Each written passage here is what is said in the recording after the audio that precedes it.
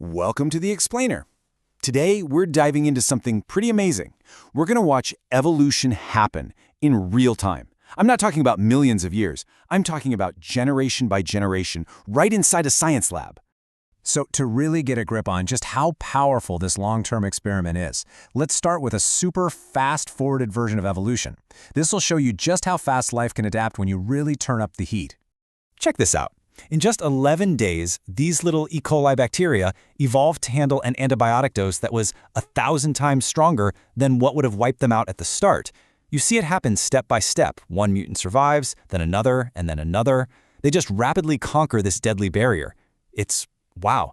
It's an incredible demonstration of how quickly life finds a way.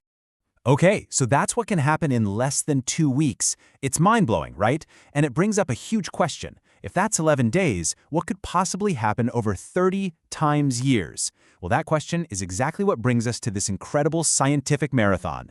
So let's go back. The year is 1988. A biologist named Richard Lenski over at Michigan State University kicks off what would become, believe it or not, the world's longest-running evolution experiment. And here's the crazy part. It's still running today. And the setup? Honestly, it's beautifully simple. He took one single E. coli bacterium, let it multiply a bit, and then split its descendants into 12 different flasks. So now you have 12 identical populations, starting from the exact same ancestor. The whole point was to just watch, to see how each of these 12 lines would evolve on their own in a totally controlled, super simple environment. Now, the reason this works so well is that bacteria reproduce ridiculously fast. We're talking something like 6 or 7 generations every single day. And as of now, these little guys have passed, get this, more than 75,000 generations. That number is it's huge. So what does 75,000 generations even mean? Well, to put that into human terms, it's like sitting on a lab stool and watching 1.5 million years of our own evolution play out right in front of you. Just think about that for a second. Okay, so you might be wondering, how on earth do you keep track of all the changes over tens of thousands of generations? Well, the scientists used this brilliantly simple method that created something totally unique, a living fossil record. Here's how they did it. Every single day, it's the same cycle. The bacteria in each flask munch away on all their food, glucose, until it's gone. Then the scientists take a tiny little drop, just 1% of the population, and move it to a new flask with fresh food. And the other 99%? Yeah, they get tossed. This creates this intense, relentless pressure. It's a daily Hunger Games where only the fastest growers, the fittest bacteria, get to survive and start the next day. But here's the real genius move, the secret weapon of this whole experiment. Every 500 generations or so, that's about every 75 days, they take a sample from each of the 12 lines and they stick it in the freezer. What this does is create a living fossil record. It's perfectly preserved, but here's the key. It's not dead. It's alive. And because those frozen samples are alive, this library lets the scientists do something that sounds like it's straight out of science fiction. They can basically time travel. They can go back to any point in the experiment's history, thaw out a sample of ancestors, and put them head-to-head against their own modern-day descendants. And how do they see who wins? They've got this awesome method they call the Bacteria Fight Club. So they'll take an ancestor from the freezer, which they've engineered to grow white colonies, and mix it in with the current descendant that grows red colonies. They let them battle it out for 24 hours, competing for that same glucose. Then they just count the red versus the white colonies. Whichever one grew more is the winner, the fitter competitor. It's a super direct, easy way to actually measure evolution. So for years and years, thousands of generations, the story was pretty much the same. All 12 lines of bacteria just got better and better at eating glucose. Fitness was going up, no big surprises. But then, around generation 33,000, something totally wild happened, something nobody saw coming.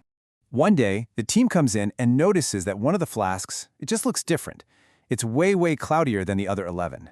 And a cloudy flask means one thing, more bacteria, a lot more bacteria. The population in that single flask had just exploded. And, in a lab, your first thought is always the same. Oh no, it's contaminated. And that's exactly what Richard Lenski thought. He said, I thought we probably had a contaminant in there. It just made sense, right? Some other microbe got in and was eating something that the E. coli couldn't touch. But it wasn't a contaminant. It was their own E. coli. What happened was they had evolved a completely new superpower. They figured out how to eat something called citrate. Now, citrate was always in the flask's recipe, but here's the thing.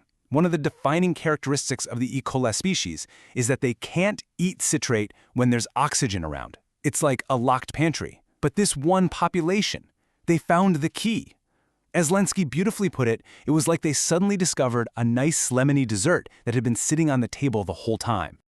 This, of course, raised a huge historical mystery. Why did it take more than 30,000 generations for this to happen? I mean, why not sooner? Or why not in the other 11 flasks? Thanks to that frozen fossil record, they could literally rewind the tape of evolution to find out. There were two main ideas. Maybe it was just one super rare mutation that could have happened at any time. Or maybe it was more complicated. Maybe the bacteria needed some earlier mutations to happen first to kind of set the stage for the big one. And the answer? Well, it was both. It was a two-step process. By replaying evolution over and over from different points in time, they figured it out. The bacteria first had to develop a few other mutations, potentiating mutations that didn't seem to do much on their own. But these mutations kind of primed the engine. They made it possible for that final rare mutation to occur, which was the one that actually unlocked the ability to eat citrate. Okay, so that citrate discovery was huge, a real showstopper. But it was just one piece of a much bigger puzzle. And maybe the most profound finding to come out of this entire decades-long experiment, well, it challenged a really fundamental idea about how evolution works. For a long time, the prevailing wisdom was this. If you put a creature in a really stable environment, it'll adapt and get better and better. But eventually, it'll hit a wall, a peak fitness, an asymptote. It just can't get any better. But the data from Lenski's bacteria, it suggested something else entirely, a power law model. In this version, yeah, the improvements slow down, they get smaller and smaller over time, but they never actually stop. There's no hard limit. And when they looked at the data, it was clear. The bacteria didn't just get close to that predicted limit from the old model, they blew right past it. That old asymptote model just couldn't explain what was happening. But the power law model, the one that says progress never stops, it's been accurately predicting how much fitter they'd get for tens of thousands of generations. It just keeps working. You know, we usually think of evolution being driven by these huge, dramatic events, right? Asteroids, ice ages, new predators showing up. But this experiment suggests something much deeper.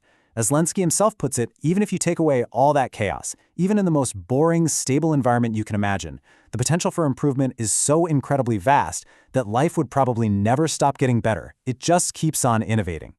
And that really leaves us with a pretty mind-bending thought to chew on. If life never stops finding ways to improve inside a simple glass flask, what does that mean for the literally endless opportunities for evolution in a world as complex, chaotic, and ever-changing as our own? Something to think about. Thanks for joining this explainer.